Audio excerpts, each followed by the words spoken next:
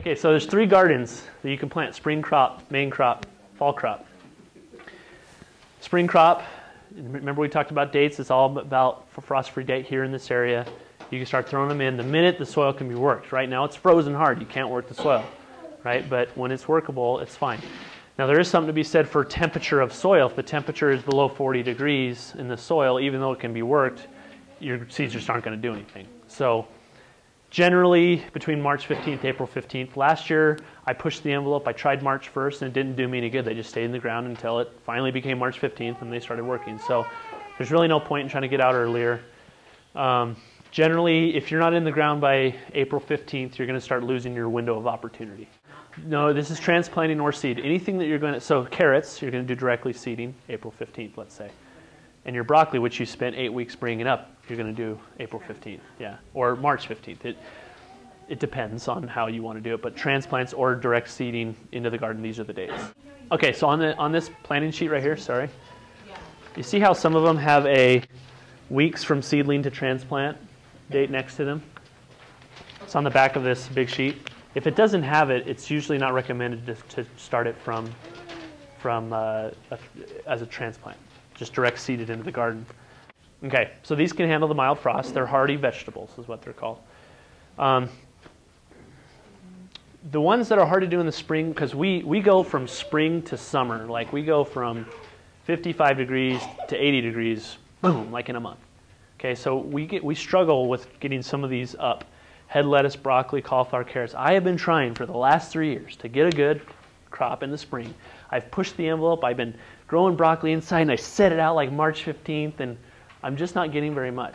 But they do wonderful in the fall here. So I would advise, if you are trying, now this is not leaf lettuce. Be very clear, leaf lettuce grows great in the spring here. Head lettuce. All these things that are going to go to seed. When it gets too hot, they just stop growing, and they shoot up these sprouts and just go to seed. And so you're just not going to get a good crop. Carrots, they grow fine, but you're not going to get as good a crop as you will in the fall. So some things just get too hot too quickly here to have a good crop. So then the main crop, this is the stuff that generally can't handle a frost. There's really tender ones like tomatoes and melons, they can't handle it. And then there's ones that just you don't want them to get into, beans, stuff like that, cucumbers. So generally you're going to plant these, if you're going to directly seed them, you're going to plant these about 2 weeks before your frost-free date, because while they're coming up, they're not getting those potential frosty air. You know, the soil's pretty warm. So I put them in about 2 weeks before the frost-free date. Tomatoes, melons and stuff like that, don't even risk it, 2 weeks after the frost-free date. Now, you get the advantage of growing them inside. You can still get them up, but just go to the Home Depot or something, June 1st, pop a tomato in there. Make sense? And the handout has the precise dates. The confusion over these frost-free dates, you'll always hear, oh, we're May 1st, oh, we're May 22nd, Mother's Day, it's because remember the 90%, 50%, 10%? Okay, Salt Lake Airport is like April 26th. You know, I mean, it depends where you're in Utah. What's your elevation? Are you on a hill? Frost-free dates different for everybody. But right here in Spanish Fork, according to the National Weather Service, May 22nd is our day. 10% chance it'll frost after that. So that's the day I use for all my stuff. May 1st is generally when I'll plant these guys on seed, cucumber, squash, stuff like that. My starts, peppers, melons, and tomatoes I'll put out May 22nd. So then the fall crop. So this is one you asked, right? Yeah. So it depends on how long it takes to mature. So if it's lettuce, it takes 40 days or 50 days, depending on the lettuce. So I'm going to plant it out 40 or 50 days before the first frost date. Because generally the ones that like the cool air, you want to get them into cool air because they're not going to do well during the hot summer. So starting around July 1st is when you're going to start thinking about your fall crop. Let's see here, July, August, September, so there's 90-day stuff. So if you have an 85-day broccoli, put it in July 1st.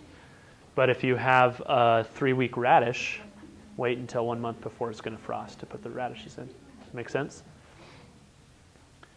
And you're going to put this in the same spot generally as what your spring crop is in. Now your spring crop is generally all harvested, coming out.